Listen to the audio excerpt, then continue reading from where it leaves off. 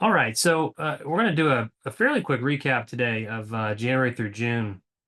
There's just so much. Like honestly, we can't even go into live demos of every single thing that's happened. And keep in mind, this is just going to be a fraction of stuff that's been released.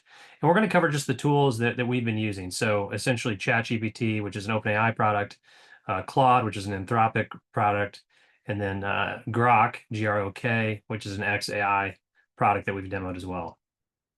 So some of the things we've covered that have been released this year, at the very start of January in the year, there's really kind of this black swan event that shook up the AI market, the stock market specifically, with the launch of DeepSeek. This is out of China. This is a big deal because it came somewhat out of nowhere and on a much supposedly smaller budget than what ChatGPT with OpenAI had been able to produce up to this point. And we covered that quite a bit, and it opened up some questions about, transparency, where data is stored with different countries, et cetera. We also saw the introduction of a whole bunch of tools with OpenAI. One of those called Operator, and just really the interface as a whole with ChatGPT having improved, and this launch of agents. So a lot of these different tools, some call them deep research, but a lot of times it's really just an agent working in the background performing tasks for you, and that's been a real big theme this year so far. So if you compare, if I compared the first half of this year to all of last year, it's really kind of this shift from these one-off prompts to to get one thing done, and then you're reprompting it yourself to achieve a task. It's really been quite a significant shift towards these tools doing tasks for you, sort of the multi agent multitask step, which is often referred to as AI agentic or agentic AI throughout the industry. We also saw XAI launch Grok. This one has been probably the most um, surprising in terms of how quickly they've ramped up. So you may recall, for folks who've been tracking us and on these calls for a year plus now, August, September of last year, somewhere around that time frame, when Grok 2 launched, we covered that in an AI Wisdom Wednesday, and we're going to show you they just made a bunch of big updates. That sort of again kind of another black swan type event in terms of in a short period of time how quickly they've proven you can jump ahead of the competition in the market when you put a lot of money behind it.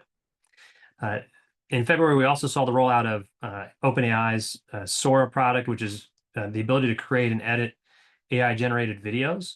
And we've seen video generation become more and more important, and a focus of a lot of these different tools, which we'll talk about. Sora's been a great product. You'll find it inside of ChatGPT on your left-hand navigation. We covered this as well in one of our AI Wisdom Wednesdays. We then saw in March, sort of end of first quarter, start of second quarter, the awareness of a new platform and company called Manus out of China. We ended up doing a webinar on this, and it's a pretty good product. It was harder to demo because of the way tasks are executed autonomously, meaning um, last year when you were using these tools, you had to keep your browser open, otherwise it would stop the response of the prompts. Now all these tools allow you to essentially put your prompt in, step away from your computer, your browser, and come back when it's done. These guys were really kind of the first to push that concept earlier this year. And like everything with AI, once one does it, it sprinkles and comes for all the other tools thereafter. But this has been a great product, and they've got some really cool updates that we're going to hit on here shortly. Midjourney, the image generation platform, sort of the number one image generation company in the world, launched their seventh version in March and April, added the ability to create personalization and store personalized settings. The reason this one's been historically the best for images and photography is the amount of settings you can apply with your prompts. So if you're a true sort of claimed professional photographer or creative designer, this platform's been exceptional in terms of what it can produce. And the other platforms are getting better, but Midjourney still remains number one in my opinion for image creation. We then covered risks of AI, as I mentioned at the very start of this call, and just more and more of the companies that we talk about are having to talk about this, right? Because more users are, as they connect more data, wanting to know where is that data going. That's supposedly, your knowledge, right? Your expertise, and how that's being used. So we covered that last month. And we also started to cover sort of where we are really when it comes to AI as a company, and really as a civilization. So some of the big updates that we have not been able to cover through the first half of the year so far. We'll start with Midjourney. So Midjourney has launched not only the ability to do customization, sort of setting specific types of camera settings, photography, image output that you like, sort of personalized in that way. But now you can actually edit your images. So through their web browser, they make it easy to touch up images that have been generated through their AI platform. This year is an example of what that looks like, allowing you to do a lot of really cool things. Again, very, very complex, and again, one of the best image platforms on the market. They've also launched, I think, in May of this year, Omni reference, and so this hyphen O ref is the what you would include in your prompt if you want to put something into your image. So maybe you want to, put a baseball bat in this guy's hand here. Put another person, put a product, whatever it might be. You can now put things into images using the Omni reference feature and functionality with Midjourney. Midjourney, like many of the chat platforms and LLMs, have been focusing on video generation. Typically, we've seen this first with Sora, which is part of ChatGPT. There's some third-party products that can produce videos as well. But this was a big deal. This was just in May of this year. We've not covered this yet in our AI Wisdom Wednesdays, but you can now generate video clips with Midjourney, so no longer limited to only images. And this is one that, as Sebastian and I think about the second half and what to cover in our AI Wisdom Wednesdays, might be one we do a segment on. But definitely worth bookmarking, taking note of that. I've not used this yet, but I hear really good things. OpenAI. So let's move to that one. There've been a lot of updates to models, right? So I know this is kind of like the boring side of AI, but I think it's helpful in knowing how quickly these platforms are just getting smarter. And so while we're covering OpenAI's model, and we'll also cover Grok with XAI here in a second, it's important to note that all the platforms are improving models daily and releasing new models. We're just highlighting some of the bigger ones that made a splash in the market. And so OpenAI launched this O3 Pro model, which was a real big deal. The funny thing is that, these companies release these models, and it's like, oh man, this is the best model it's ever been. Super intelligence is here. And then, 2 weeks later, a competing company launches a model that's better than theirs. And so it really is, your competitive advantage in this space is weeks or a month, if that. But you're starting to see much better improvement in terms of overall answers to questions and different types of prompts.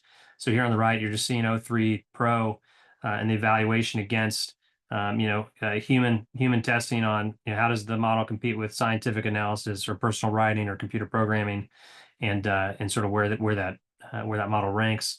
Again, this one's actually really good. It's very slow. It's probably my biggest complaint with some of the OpenAI models is how slow they can be. So I actually still use the 4.0 model, just simply because it's faster for doing kind of day-to-day tasks. This is a totally new feature with ChatGPT, one we've not demoed on our AI Wisdom Wednesdays, mainly because it's a little harder to demo, because it's basically records and transcribes your conversations, your meetings. So for those of you that use any of those AI meeting summary tools or third-party platforms, that's essentially what this is able to do, right? So you can input any audio file. You could record live in a meeting, just by setting your phone down, hitting record, and then it's going to transcribe that audio into a file, just like some of those third-party apps. And you can organize them by project. So again, we haven't demoed this just mainly because it's always a little harder to demo something where you do kind of an audio recording with a separate mic. We've tried it before and it was okay, but take note of this. Comes with your plan with ChatGPT, We've not used it yet, but seems like it would make total sense as these models are also starting to learn a lot about you, right? So the value in staying with one platform and not bouncing around is it starts to remember you, right? There's the sort of memory piece of this we've talked about before. And so if you have your meeting minutes in here, or you have, meetings and conversations stored in particular places, it's going to be helpful for referencing that when you do other things. Now, keep in mind, at the end of the day, you're giving all that information to these companies. You can also now work with your apps with ChatGPT. This has also become a big thing this year as we start to get more and more into the agentic AI, essentially one prompt doing multiple things for you. The big deal here is connecting ChatGPT and other platforms to your Google Drive, your Box folders, essentially open up these companies to every file you've ever created, and allowing the platform to then search those files to get information or whatever task it is you might want to try to achieve. This has been big. We have not demoed this mainly because I refuse to connect from our company perspective our own Google Drive for security reasons, but we may demo it at some point by creating a separate platform or separate company, sort of like a fake company, to show you how it works. Anthropics, let's move to Claude. Not a ton of updates here, mainly because they've been mostly model oriented. And we've demoed Claude a few times. It's I'd say more used on the coding development side and less on the business side, which is one of the reasons we've probably only had 10-15% of our AI Wisdom Wednesdays focused on Claude. But they did launch a new model in May that, again, trying to get smarter and compete with a lot of these other platforms that are out there. And then the big one, this is just in the last week, xAI, which is a Elon Musk owned company, which is sort of spun off of formerly Twitter, has launched Grok 4. And so this was one that everybody's kind of been waiting for in the AI world. About a year ago, they built a large super cluster center with something like 200,000 NVIDIA servers. And they've officially released this model as of a couple weeks ago. And what you see on the right-hand side, we're not going to go through each one of these, but they're essentially showing the results of Grok 4, which is the orange bars. So the light orange is Grok 4. The dark orange is what's called Grok 4 Heavy, which is a more expensive model. So they're actually charging, somewhere around $200 plus a month to use this one. But essentially, within a year, they've outsmarted every other company on the market. It's also extremely fast in terms of performance. When you put your prompt in, you're getting an answer almost instantaneously. And so you can see against these, different math tests and science tests, things of that nature, just incredible scores. 88.9. The first time a model has gotten 100% on the AIM-25 test. And so you can start to see, compared to, say, the O3 model on the far left, which is a OpenAI ChatGPT model, in 1 year, and ChatGPT was the first to launch in December of November, December of 23. They've outpaced them in less than a year by that's a pretty sizable score difference of 20% on some of these tests. So really important to know about. I use Grok a little bit, not as much, and that's probably in line with most of people that use these different platforms. I am going to start using it a little bit more. The amount of functionality and the quality of the model, it's just hard to ignore at this point. Some of the functionality and features that are part of this, that again, Sebastian and I will talk and think through whether we want to demo some of these, but they're releasing some things with xAI that are different than some other platforms. So and they're coming quickly. So this is one where you can enable video during a chat while you talk with the AI, and it can see what you're looking at while you're talking to it. So you can imagine this could be pretty valuable. If you're talking through maybe the visual of interior design or some type of space, maybe you're looking at a document and you don't want to copy and paste a physical document or an image or something that you're looking at into the chat and then ask about it. It can contextually talk to you with what you're looking at in real time. So a significant number of use cases that might be valuable for. Again, I've not used it, this particular feature, but if and when we do, if it seems like it's valuable to everyday business, we'll pull it into AI Wisdom Wednesday because the purpose of these calls again is to show stuff that is valuable to day-to-day work, not just stuff that's cool. This is it just was released or announced that Grok 4 is the first AI chat in a vehicle with their Tesla integration. I actually have two Teslas, and I don't have this yet, so they've not released the software update to our vehicles. Once they do, I'll update on whether it's valuable to do some work while you're driving. But pretty interesting integration here.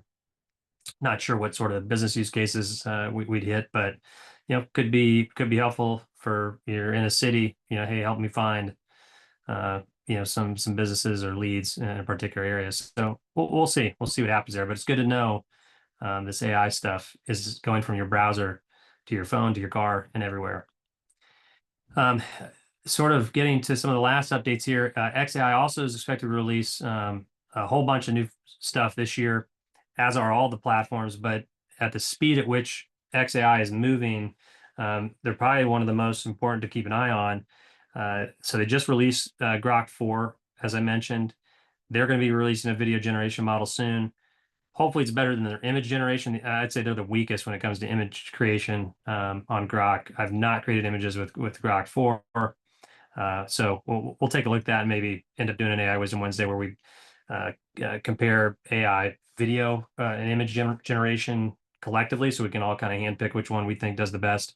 But it's important to note they are working on it, and when it comes out, I suspect it'll be faster than a lot of the other ones that are out there. Let's move to the last platform, and then we can open up for questions. And if we have time, maybe jump into some stuff. We've got Manus AI as a platform. I've started to use a little bit more, sort of sparingly here and there because it does take a little longer. But I would say like Grok, they've come at the market with some really interesting use cases that have been helpful. So this is one that just came out. I've not used it, and I'm actually excited to try it. But basically, you can generate slide decks with Manus AI, and they'll actually create themes for you. You can pick different themes and generate your images for your slides through this platform. So we'll take a look at this. It might be worth pulling this into a Manus AI Wisdom Wednesday.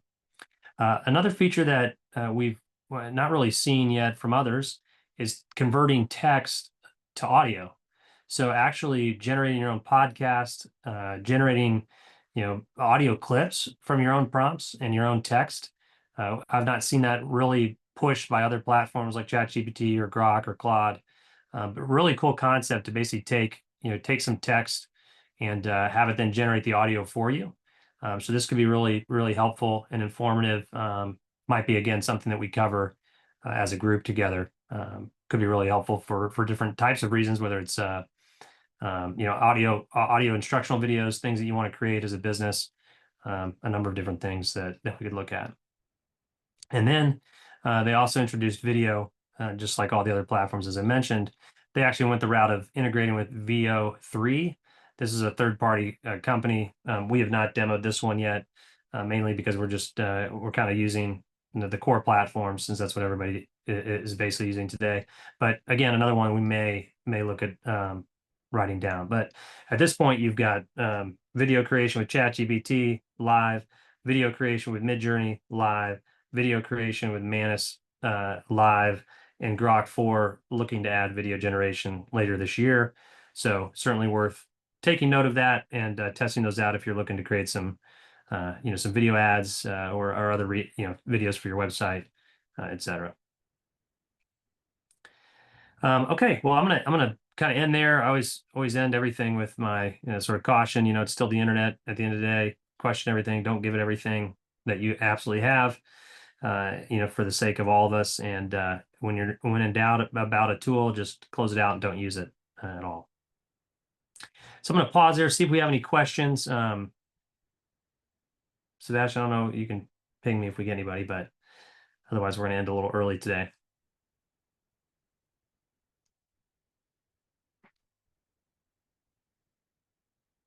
Cool.